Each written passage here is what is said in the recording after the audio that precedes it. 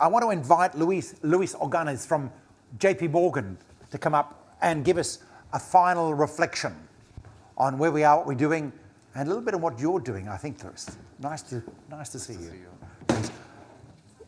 I'm just going to sit here and listen.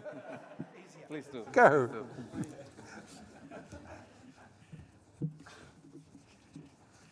Well, good afternoon, everyone. And for those that understand are joining virtually, my name is Luis Organes. I'm head of global macro research at JP Morgan, and it's my pleasure for me to deliver these closing remarks at this event, which is now Climate Bonds Initiative's 7th annual global conference here in London. As we heard Sean Kidney opening remarks this morning, and the first panel moderated by my colleague Paul O'Connor, who heads the ESG capital markets at JP Morgan, the shape of our future has already been decided, and it will be green.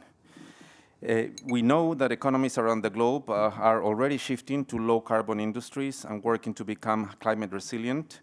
However, the question that remains is, how quickly can we facilitate this crucial transition? We are facing a climate emergency, and the window of opportunity to align our economies to a safer 1.5-degree pathway is closing fast. Climate Bonds Initiative estimates that we will need to mobilize 5 trillion of climate bonds per year by 2025. You know, the message is everywhere. To avoid irreversible climate consequences, which would be a momentous jump on the 2021 issuance of around 500 billion. So we're looking at a 10-fold increase in the next 5 years. I was in Washington last week, like maybe many others here in the room, at the IMF World Bank annual meetings, and the same urgent message was delivered by the IMF's Global Financial Stability Report, which was released during the event. Emerging markets and developing economies account for 2/3 of global greenhouse gas emissions, and many are highly vulnerable to climate hazards. These economies will need significant climate financing in the coming years to reduce their emissions and to adapt to the physical effects of climate change. Scaling up private climate finance is key to achieving these objectives, since public budgets are strained and in the wake of the COVID-19 crisis, and borrowing conditions for emerging market sovereigns have tightened. Many of the world's institutional investors are now aware of the risks such volatility from climate change poses to their portfolios if action is not taken. They have a mandate to ensure risk is mitigated over the long term, and they want to act. As sponsors and partners of the Climate Bonds Initiative, now for the 3rd year in a row, we support CBI's ambition to catalyze global debt capital markets to finance and prioritize much-needed sustainable development, because we believe business has an important role to play in advancing the transition to a low-carbon economy. This past year has brought disruption and stress for so many as the world grapples with the war in Ukraine, economic volatility, climate change, and the ongoing pandemic. It has also shown that companies like ours can and must do to serve our customers, clients, and communities, which is run a healthy and vibrant company and bring together the best of our business to help address significant economic and societal challenges. Working with clients and private and public sector partners, we are helping promote energy affordability and security, reduce emissions, scale investments in clean technologies, and advance policies that spur long-term, large-scale capital deployment for low-carbon solutions that create jobs and economic growth. We are leveraging capital and expertise across our company to support a greener future for the planet and advance racial equality. There is no quick fix to meet the world's energy and climate goals.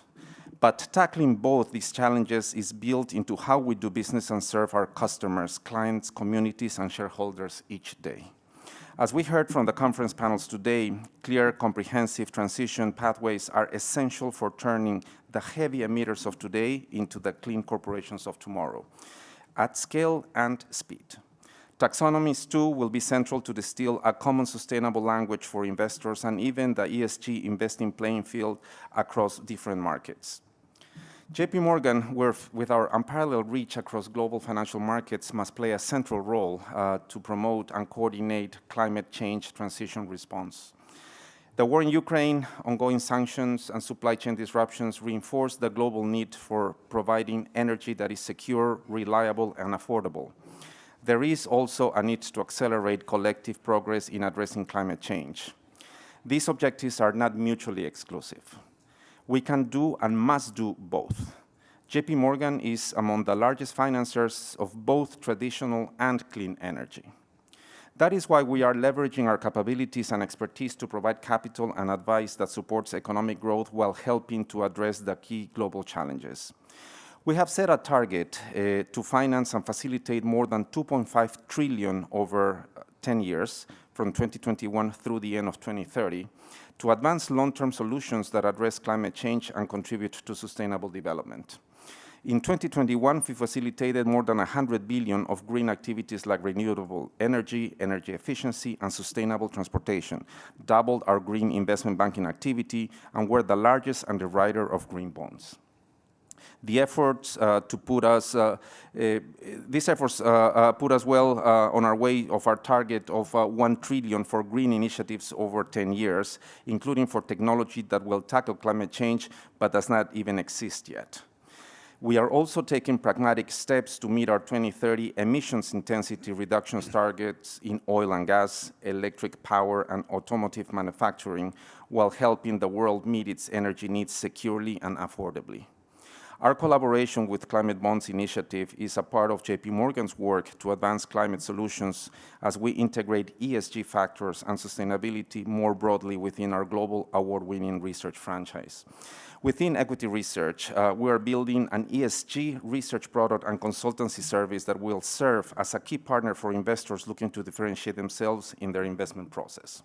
This year, we launched ESG Discovery, which is a platform developed to centralize ESG inputs from our sector analysts working in fundamental equity and credit research. ESG Discovery is helping our clients integrate double materiality within their sustainable investing strategies and research, whether at the thematic, sector, or company level. Central to our ESG research efforts, JP Morgan's Global Index Research Group, led by my colleague Gloria Kim, that some of you here may know, is responsible for creating and managing JP Morgan's ESG suite of indices. Since 2018, the JP Morgan ESG suite of indices has expanded to cover a broad range of asset classes across emerging and developed market credit rates and the sustainable bond market, with more than 40 billion in assets benchmarked to the JESG indices so far. In the coming months, the team will launch a suite of Paris-aligned benchmarks across emerging market debt asset classes, which will help channel the critically needed development financing in emerging markets. Closer to my own role, managing emerging markets within macro research, in the past 2 years, we have worked in partnership with the World Bank in research projects that aimed to decipher the shortcomings of the ESG framework when applied to sovereign debt strategies, where there is still a lack of industry standard, where the existing scoring system tends to penalize lower-income EM countries that actually have the largest development gaps and that need the more financing for their transition and sustainability journeys. Change is not easy, but caring for our environment, investing in social wellness, and establishing proper governance is critical, and we must continue to enhance every aspect of this for the future. Conferences like today go a long way in bridging the needed solutions between key industry players.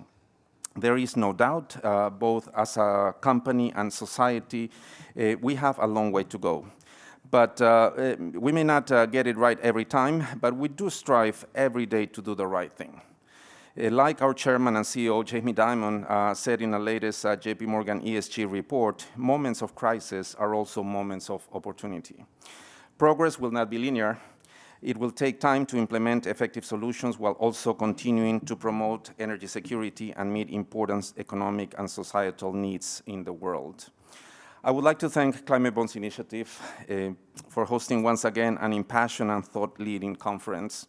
I hope we make progress on the goal to scale up private climate finance and look forward to speaking with you all again next year. Thank you very much.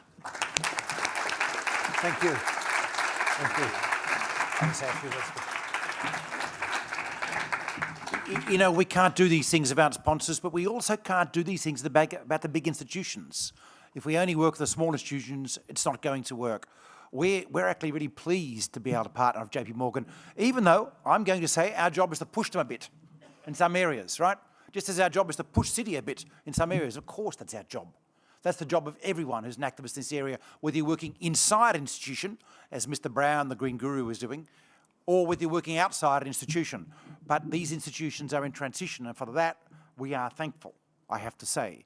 I wanted to move them faster. Of course I wanted to move faster, including the European Union, India, China, and the US. I wanted to move faster, and that's our job. But in the meantime, thank you to Citi for being a gold sponsor. Thank you for JP Morgan being a silver sponsor here, but a sponsor globally for this thing. To Credit Suisse, Mainstream Partners, State Street Global Asset Advisors, Luxembourg Green Exchange, Mizuho, ICMA, ESG Book, and FSD Africa, all of whom are been necessary for us. You know what the challenge is. You know what to do now. You've got a clear idea. We do have to get $5 trillion of debt, in my view, to have a shot at contributing properly and adequately to our targets. $5 trillion a year, not gross. We do know the solutions are there. We're very clear. We've got some guy, some crazy guy over here called Sandeep saying he's got 20 trillion. Geez, I hope he's right. Philip, let's go and grill him afterwards and find out. But it sounds good. We know the capital is available. We know we've got a surplus of capital at the moment, looking for places to go. We know we've got proof that if we give them green stuff, they will invest. This is what we're seeing now globally. And you've heard a bit about that. Of course, there's some engineering work. That's why we have bankers, right? Because they're good at engineering things. Isn't that right? We know how to do that now. We just need to start focusing. It's going to take a bit longer to get this thing going than doing a normal quarterly deal, folks. We need to invest a year in market development and product development. That's the nature, that's the heart. But the prize is extraordinary. It's a future for our kids. That's the prize. We need clarity of what to do. We need supporting measures by governments and others.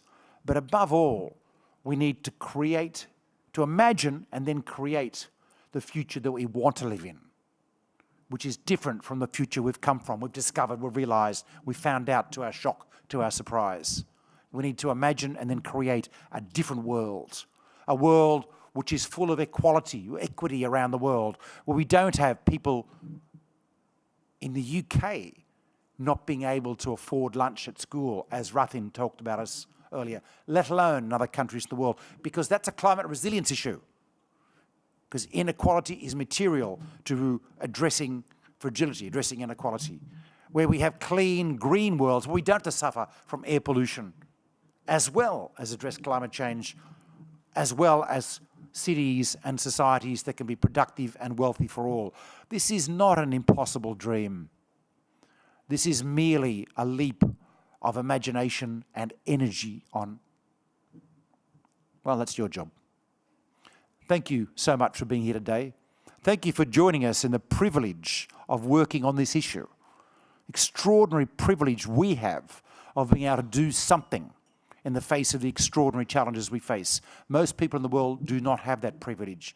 You do. We now need to use it properly. There are drinks outside.